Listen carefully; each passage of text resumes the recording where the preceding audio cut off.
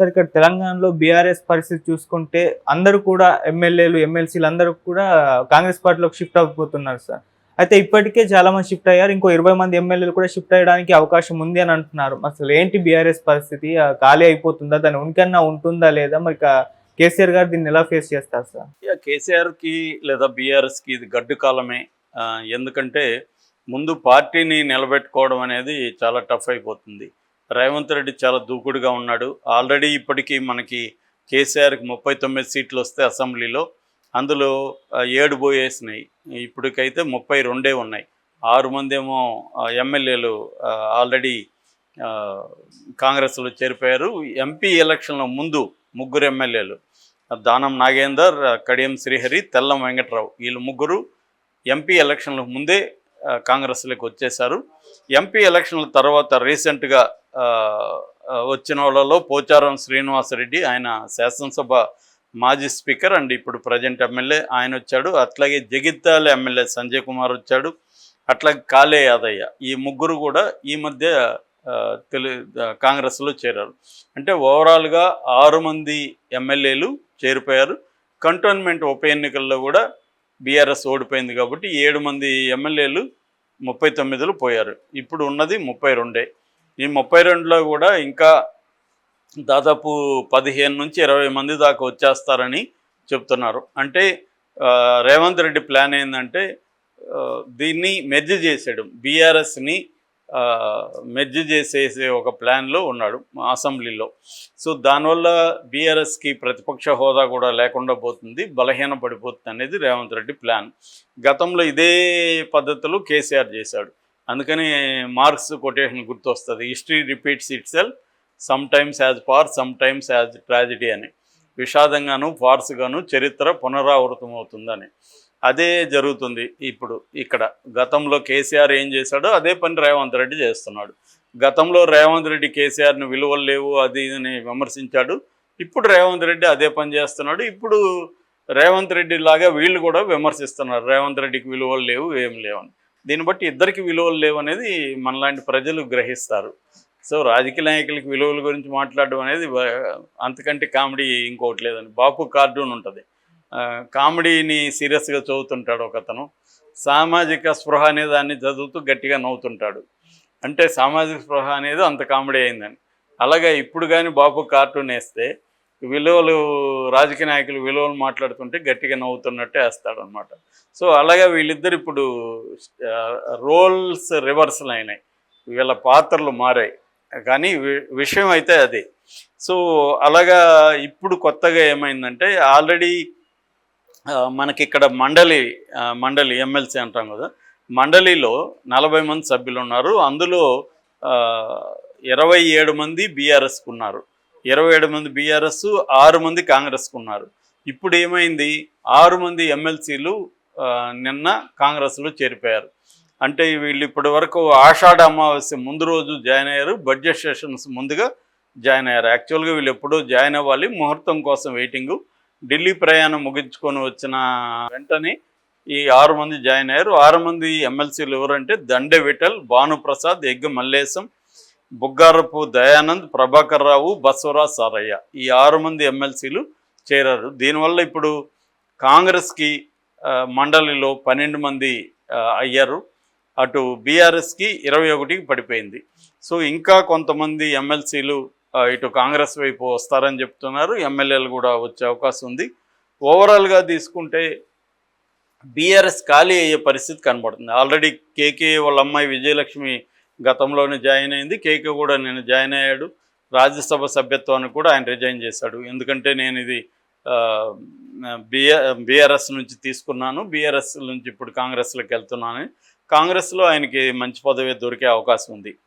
So అంటే నిజానికి కేసీఆర్ చాలామందికి చాలా చేశాడు. ఇప్పుడు కేకే లాంటి వాళ్ళకి బ్రహ్మాండంగా ఆయన చూసుకున్నాడు. ఎక్కడికి వెళ్ళినా కేకేని వెంట పెట్టుకోవడం, వెళ్ళడం, ఆయన ఒక పెద్దన్నలాగా కేకేని డీల్ చేయడం, ఇవన్నీ చేశాడు. కానీ అట్లాంటి వాళ్ళు కూడా ఇవాళ నిలవలేదు. అదే వాళ్ళు పెయిన్లో ఉన్నారు ఒక రకంగా. కేటీఆర్ కూడా నిన్న మాట్లాడాడు. సో ఆయన ఒక పక్క కేకేని పొగుడుతూనే బాధపడ్డాడు.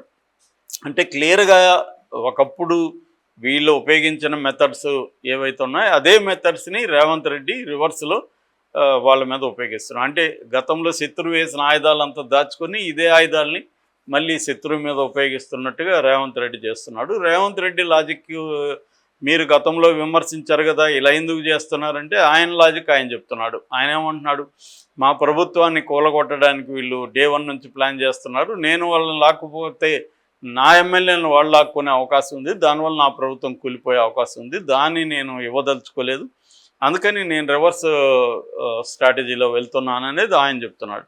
ఆయన పాయింట్ ఆఫ్ వ్యూలో అది కరెక్టే. ఎందుకంటే వీళ్ళు రేవంత్ రెడ్డి సీఎంగా ప్రమాణ స్వీకారం చేసిన సెకండ్ డే నుంచే ఈ ప్రభుత్వం కూలిపోతుందని మాట్లాడుతున్నారు అందరూ. ఈవెన్ కేసీఆర్ స్వయంగా కూలిపోతుందని మాట్లాడాడు. సో అది కరెక్ట్ కాదు కదా. ఎందుకంటే ప్రజలు ఎన్నుకున్న ప్రభుత్వం కూలిపోతుందని మాట్లాడడం, కూల్చేస్తామని మాట్లాడడం అంటే అర్థమేమి? యాక్చువల్గా అది మరీ మెజారిటీ కూడా లేదు. సో ఇప్పుడైతే కొంత మెజారిటీ పెరిగింది, కానీ మామూలుగా అయితే మెజారిటీ ఫస్ట్లో 5 మందే ఉన్నారు. సో 10 మందిని లాగేస్తే కూలిపోతుంది అది. సో అందుకని రేవంత్ రెడ్డికి ఆ భయం ఉండే అవకాశం ఉంది. కేసీఆర్ ఘటనా సమర్థుడు, ఏమన్నా చేయగలడు, పైగా కేసీఆర్ దగ్గర వేలాది కోట్ల డబ్బులు ఉన్నాయి, కొనేయచ్చు, అట్లేమన్నా కాంగ్రెస్ ఎమ్మెల్యేలు పోతే ఈ ప్రభుత్వం కుప్పకూలిపోతుంది, నేను గత 10 ఏళ్ళ నుంచి పోరాడుతున్నా, 20 ఏళ్ళ నుంచి రాజకీయాల్లో ఉన్నా, ఏదో ఇది ఇప్పుడు నాకు పోరాడి నేను సంపాదించుకున్న సీఎం, దీన్ని ఇప్పుడు కేసీఆర్ కూల్చేస్తాను, నేనెందుకు ఊరుకుంటా అనేది రేవంత్ రెడ్డి లాజిక్. అతని వైపు నుంచి చూసినప్పుడు అది కరెక్ట్గానే అనిపిస్తుంది. సో అందుకని ఇప్పుడు రేవంత్ రెడ్డి రివర్స్ గేమ్లో వెళ్తున్నాడు. సో తనకి కేంద్ర అధిష్టానం కూడా, సెంట్రల్ కాంగ్రెస్ నాయకత్వం కూడా సపోర్ట్ చేస్తుంది.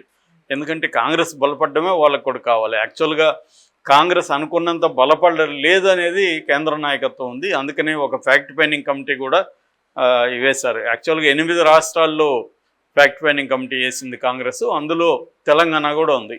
అంటే ఎందుకు ఎంపీ ఎలక్షన్లో మనకి 8 సీట్లే వచ్చాయి, బీజేపీకి 4 నుంచి 8 ఎలా పెరిగాయి అంటే బీఆర్ఎస్ బలాన్ని మనం ఎందుకు లాక్కోలేకపోయాం, బీఆర్ఎస్ బలం అంతా బీజేపీకి ఎందుకు షిఫ్ట్ అయింది అనేది స్టడీ చేస్తారు. ఎందుకంటే రేవంత్ రెడ్డి పిసిసి ప్రెసిడెంట్గాను సీఎంగాను ఉన్నాడు కాబట్టి రేవంత్ రెడ్డి వైపు నుంచి తప్పు జరిగిందా, ఎందుకంటే ఆయన సొంత నియోజకవర్గంలో మల్కాజ్గిరిలో కాంగ్రెస్ ఓడిపోయింది, ఆయన సొంత జిల్లాలో మహబూబ్ నగర్లో ఓడిపోయింది.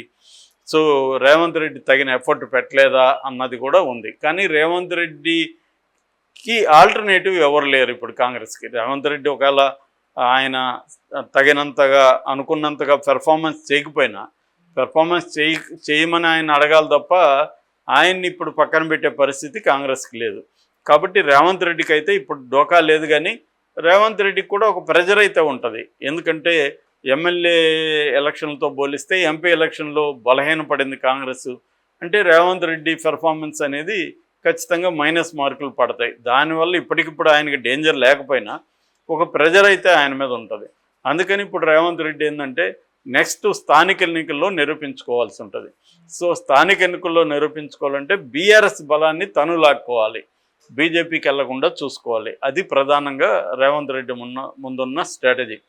అందుకని బీఆర్ఎస్ని వీలైనంతగా బలహీనం చేసి, అసెంబ్లీలో బీఆర్ఎస్ లేకుండా చేసి, బీఆర్ఎస్ బలగాలన్నింటినీ తన వైపు తిప్పుకోగలిగితే బీజేపీని సమర్థవంతంగా ఎదుర్కోవచ్చు. అది రేవంత్ రెడ్డికి ఉన్న ప్లాన్. అయితే దీనికి కేసీఆర్ దగ్గర ఉన్న కౌంటర్ స్ట్రాటజీ ఏంటి అని చూసినప్పుడు ఇప్పటికిప్పుడు మనకేం కౌంటర్ స్ట్రాటజీ కనిపించట్లేదు. ఎందుకంటే కేసీఆర్కి అన్ని వైపుల నుంచి సమస్యలే. ఒక పక్క కూతురు ఇప్పుడు 100 రోజుల పైన దాటిపోయింది, 110 రోజులు అయింది, జైల్లో ఉంది. ఆమెకి ఇప్పుడిప్పుడు బెయిల్ వచ్చే అవకాశం లేదు. హైకోర్టు కూడా బెయిల్ రిజెక్ట్ చేసింది. ఇంకా సుప్రీంకోర్టుకి వెళ్ళాలి. సుప్రీంకోర్టులో మళ్ళీ ఎప్పుడు అది జరుగుతుందో తెలీదు. సుప్రీంకోర్టు కూడా రిజెక్ట్ చేస్తే ఇంకా వేరే మార్గం లేదు. ఒకటేమో అప్రూవర్గా మారిపోవాలి. సో ఆల్రెడీ నేను అప్రూవర్గా మారిపోతానని ఆమె చెప్తుందని చెప్తున్నారు. ఎందుకంటే జైల్లో ఎక్కువ కాలం ఆమె ఉండడం కష్టం. ఆమెకు ఒక లైఫ్ స్టైల్ ఇక్కడ అలవాటు అయిపోయింది. ఈ లైఫ్ స్టైల్ వెళ్ళి జైల్లో ఖచ్చితంగా ఇబ్బందులు ఉంటుంది. ఎందుకంటే మిగతా 2 మహిళా ఖైదీలతో ఉండాలి.